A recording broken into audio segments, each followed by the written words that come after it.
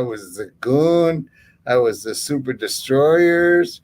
I was I was a Black Scorpion down in Atlanta. I used to kick everybody's ass. Well, maybe let's get right into that Black Scorpion story because I know Al Perez was also the Black Scorpion for a while, and ultimately it was Ric Flair. So, how did you end up being the Black Scorpion? No, I'm sorry. Who told you Al Perez was the Black Scorpion? I mean, I'm okay. Al Perez said he was supposed to maybe be the final Black Scorpion, but for whatever reason, he didn't want to do it. Well, he might have at some point. They talked to him about being the final Black Scorpion. I was one of the Black Scorpions that ran around the country while Ric Flair was over in Japan on the whole 9 yards, and so I did Black Scorpion. A couple other guys did Black Scorpion, and they all worked against Sting. And then, and blah, blah, blah. And then Flair came back in, and then Flair had took the last match, and they had the last match where they pulled off the hood, and it was Flair. But, in the meantime, they had to have Black Scorpions that could work, that had more than a fucking dumbass knowledge of the whole damn thing. And, so it had to be good workers. And I was one of them. Did they ever consider keeping you around after that angle was over? Or was there talk of that, doing a different gimmick? In those times, there was no talk of nothing. You're done. Here, this is done. And you did this, and yeah, they might, but no, there's not really a talk of, Was it Ole Anderson that would have brought you in for that? Because I believe he did the Black Scorpion's voice.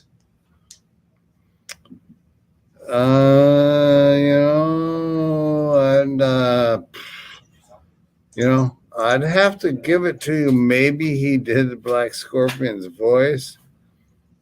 But I don't know about the rest of it. I think Ole probably was the booker on it also. Yeah, he probably did the voice.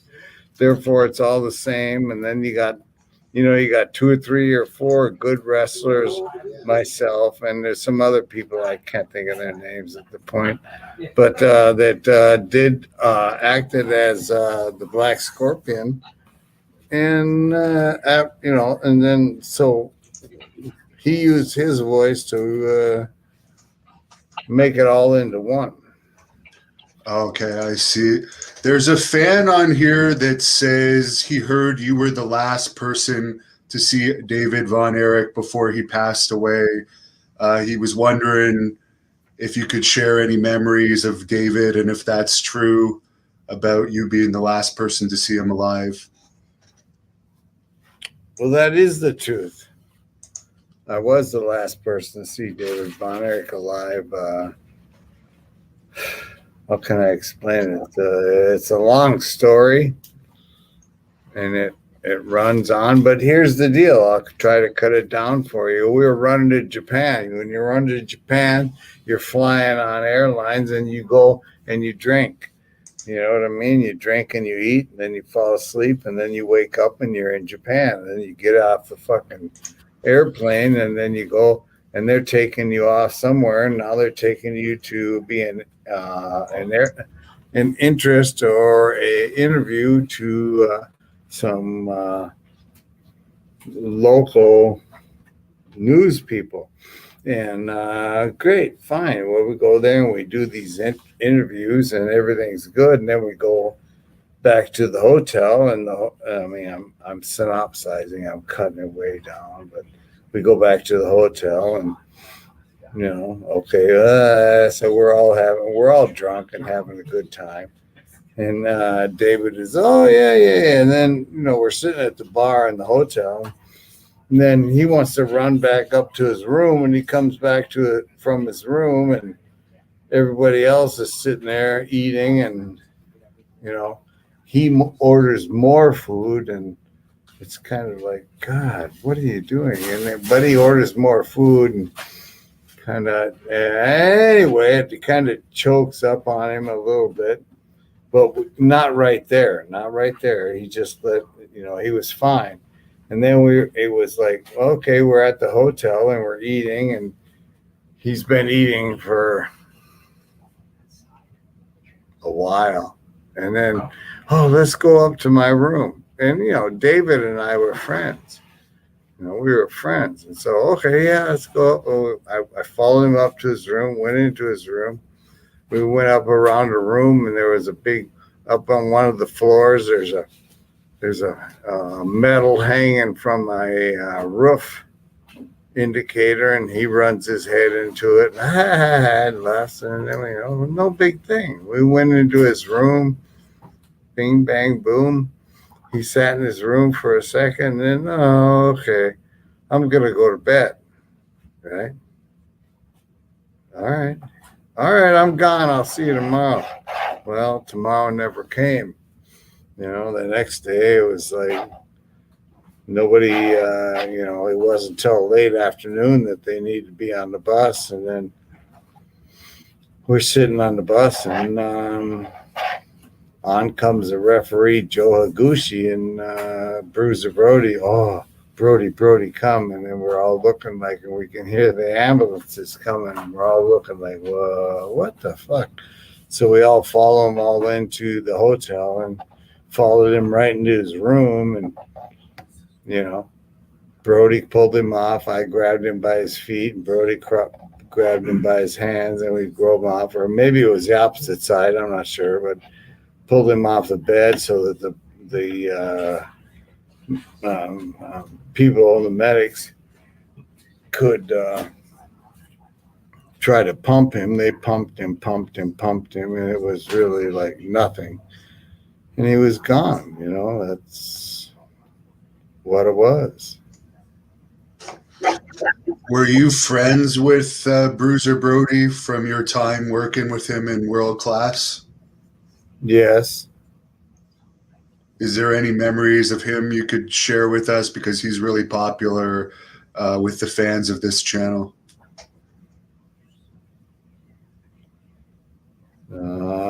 There's a lot of memories I could share. I guess I don't know that tonight is the night I'm feeling like I want to, but yes, there are many things I would share. He was a very good guy, and a lot of people think he was a dirtbag, but I don't think he was. And he did. He had a lot of stuff going on that wasn't necessarily dirtbaggish, and so I think more people that could know him, they would know that he's a better man than he might have died at. How was he as a booker? Because I understand he would often book World Class.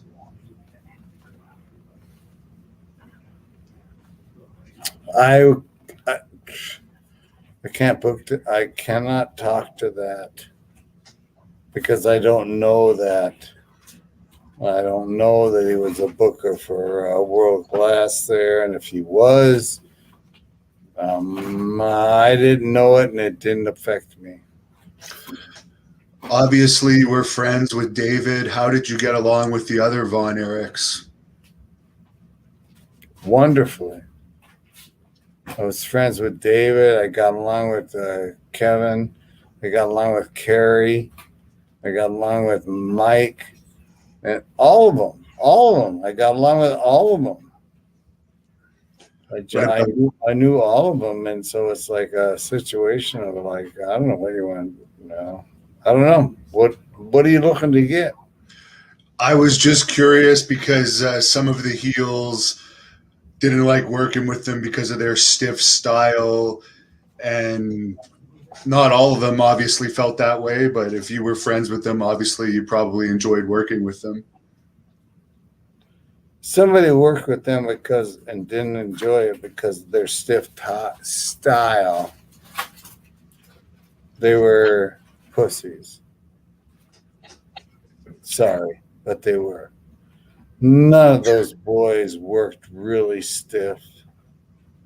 None of them. None of them at all. And if somebody didn't like the way, Kevin might come across hard, and Kevin was a little bit light, and Carrie or whatever. Yeah, no. If you couldn't work with those boys, go home because you're not going to make it. How did you like the Dallas territory overall? I loved it. I love the Dallas territory. It was always good to me. As far as Fritz himself, how was he to work for as a owner of the company? He was great to work for. I mean, I can't find a reason why he wasn't. I mean, I was his boys' age, working for him. All right. And so I'd come around and he was very nice to me. And, I had a root canal that had to be done. And he told the office manager to give me the money to pay for the root canal. Why? Just because who he was, I guess. That's what he did. I understand you were trained by your brother Scott as well as Vern Gagne.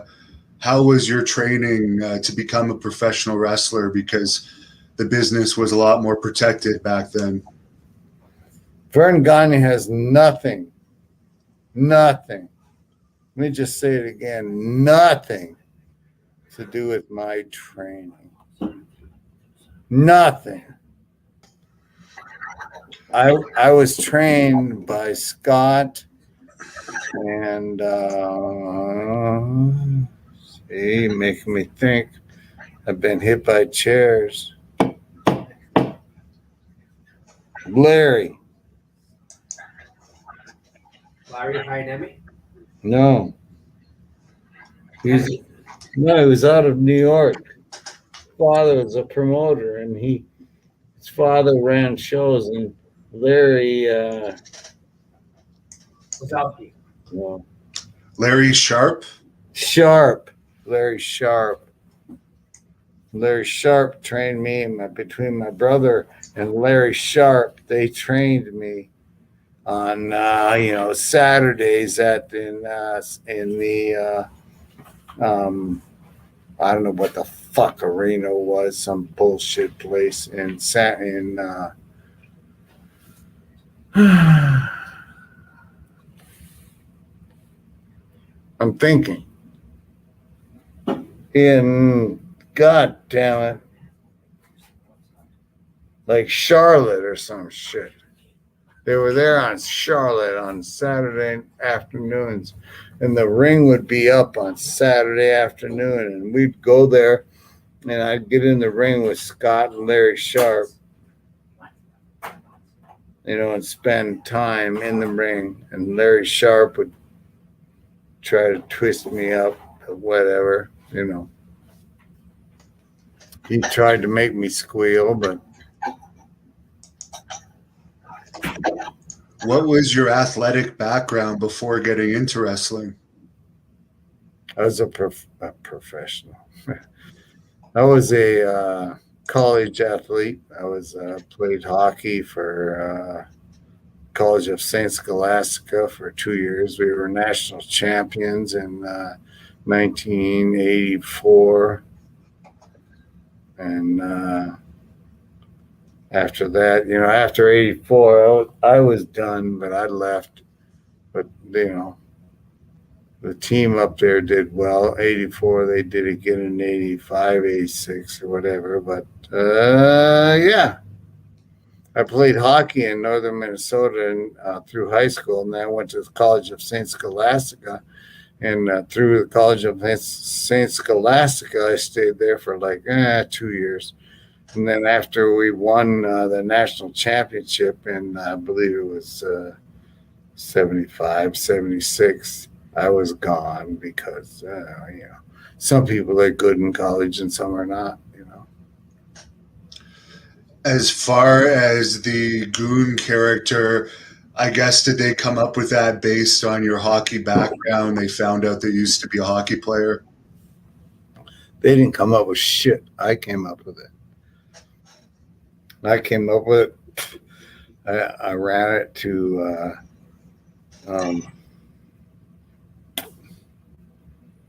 not so much. I can't think of his name. Michael. Oh fuck! I don't remember. Michael Hayes or Pat Patterson? No, Bruce Pritchard. Okay. I gave it to Bruce Pritchard. Bruce Pritchard pushed it on to New York to Vince, and Vince liked it enough to like say, "Well, yeah, let's just do it." So we did that. So that's what happened. Now, when you came in, did you always know that it was going to be pretty much at the level it was at, or did they give you more hopes that there was potential for it to go further? There was always hopes. Yeah. I guess you wrestled The Undertaker in one match. Would that have been the biggest match you had in the WWE? I think it was on Superstars. That's one of those things where, really, I don't know. To me, is it the biggest match? No. Is it? I don't know how to answer that question. That's like, who's your biggest match? Well, what the hell? I've been doing this for fucking 40 years, and you're asking me who the fuck's my biggest All match? right, you're a fucking worthless. You're a fucking worthless drunk. Go to hell, you worthless loser. Thank you.